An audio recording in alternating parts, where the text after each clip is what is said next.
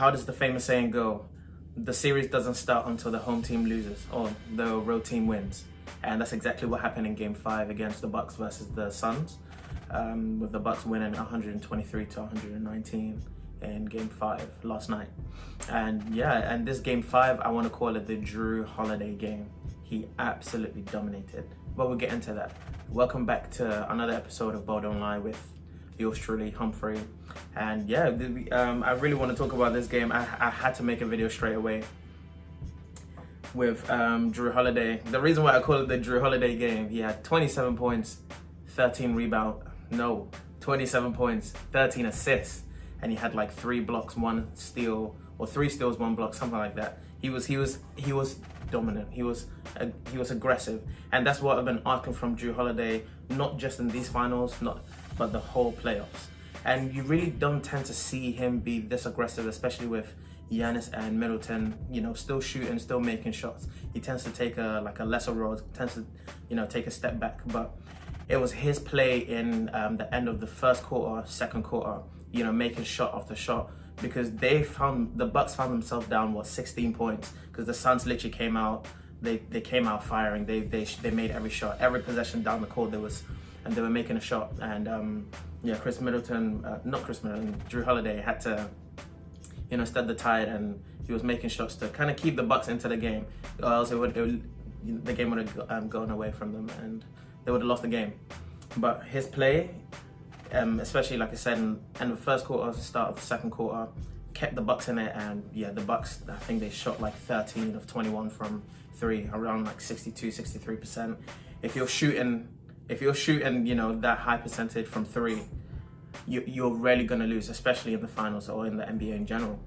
Like I said last game as well, last video, if Giannis gets help from Middleton and Jrue Holiday, very little teams can beat the Bucks. Whether it's home or away, it doesn't matter.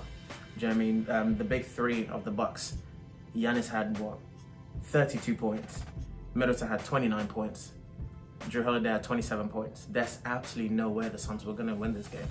Do you know what I mean? Well, combined total of 88 points from your big 3.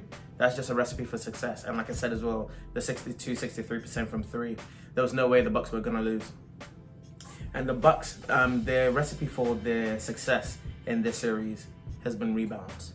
They've absolutely killed this Suns team in rebounds, especially offensively, because they literally it feels like every shot they make, every shot they take, they have a chance to get a rebound. Do you know what I mean? Because the Suns are just so small. Unless the Suns, grow 2-3 inches overnight for the next game, I don't see them, taking advantage or taking charge of the boards, because the Bucks are beating them in the paint every single game. Do you know what I mean? And it's like with offensive rebounds, what happens is if you take a shot and you miss, and you get the rebound, the defense is scrambled. You know what I mean? So you can get putbacks, which Giannis does, Brook Lopez does, Bobby Portis does, or you can get kick it out for open threes for PJ Tucker in the corner, Middleton, Holiday, Pat Connaughton, who had 4 of 6 from 3 yesterday as well. Great production from their bench. Do you know what I mean? So on the boards is where it's killing the Suns, because the Bucks keep getting these second chance, third chance opportunities to make shots, and it's very deflating, it's very demoralizing. And I don't know how the Suns can fix that, or they might have to box out a little bit better, but I don't see how they can fix that problem, because that like I said, the Bucks are a big team, so if they play to their strength and actually play a lot of the game in the post or like in the paint, very little teams can beat them, because they're massive. You know what I mean? And they have they are very hot and cold with the 3-point shot. So if they're making really good, if they're making high percentage threes, very rarely would they lose. And which it showed last game. They absolutely dominated the Suns. And when they were making the threes, it felt like the Suns had to play catch up the whole time. You know what I mean? Like the atmosphere was set for Chris Paul. Everything. LeBron James was in courtside and everything.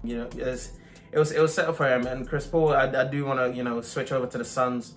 Devin Booker's had back-to-back 40-point games, and both in the loss. You know what I mean? Both in the loss. I mean, Chris Paul had he had a good game.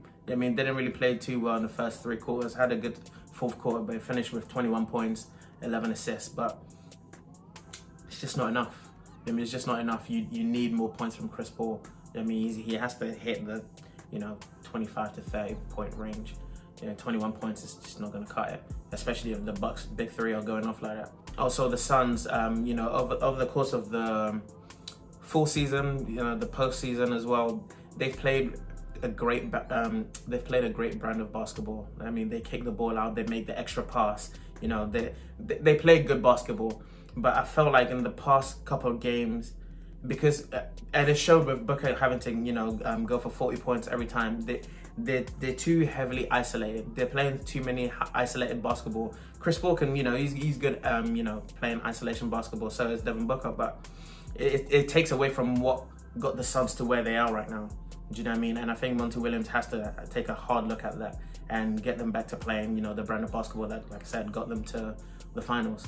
And hopefully, fingers crossed, this goes to a game 7. Do you know what I mean? But my pick before the start of the series was Suns in 6. And like I said, every time I bet on a team to win, the team ends up winning. My luck with this whole prediction thing is in the gutter. So I'm just gonna give up. I'm just gonna give up predicting these games and teams and stuff like that. So we'll see how it goes. Hopefully, I hope it goes to a game 7. If it doesn't, then the Bucks will be winning the NBA championship for the first time since 71, I think. So game 6, going back to Milwaukee, the adjustments the Suns have to make is obviously clean up on the boards. They're gonna have to box out a little bit more better than what they do. But obviously the Bucks being so big and so massive, they're always gonna have the advantage on that. But also just before, I want to touch on the 2 defensive plays, or the big defensive plays in this whole series, or even the whole postseason, which could have actually stayed. If you actually look at the scores around that time, the Suns could easily have won this in 5, maybe 6. But it was the block Giannis had in game 4, last game, because the Suns I think they were gonna go up with Booker throwing the ball up to Ayton for the alley-oop. Giannis blocked that, and also it was the strip by Jrue Holiday, obviously, in game 5 on Devin Booker. Devin Booker must have posted up into the paint, surrounded by 3 players, turns around, and Jrue Holiday comes out of nowhere, strips the ball off him, kicks it out, throws an alley-oop to Giannis, and 1 dunk. Game over. You know what I mean? And I really do. I want to give credit to Coach Budenholzer. Do you know what I mean? Credit where credit is due. Do you know what I mean? The guy's been, he's learned from his mistakes, and he's had a lot of them, but he's learned from his mistakes, and yeah, his team is a win away from being NBA champions. So we'll see what happens in game 6. I'm not gonna make any I'm not gonna make any predictions whatsoever, let alone crazy predictions. We'll see how that turns out. But yeah, game 5, that was really good. This NBA Finals is probably one of the best in a long time. You know what I mean? For once, that it's actually 50-50. You know what I mean? There hasn't been any significant injuries, knock on wood. And I'm enjoying it. Like I said, hope you guys are enjoying it as well. Hope you guys enjoyed the show. Just wanted to make a quick video to talk about game 5. And yeah, I'll see you guys after game 6. And yeah, hopefully it goes to game 7. But if it doesn't, then either way, I've enjoyed the series. I've enjoyed the finals. So I will see you guys in the next one. And remember, bottom line.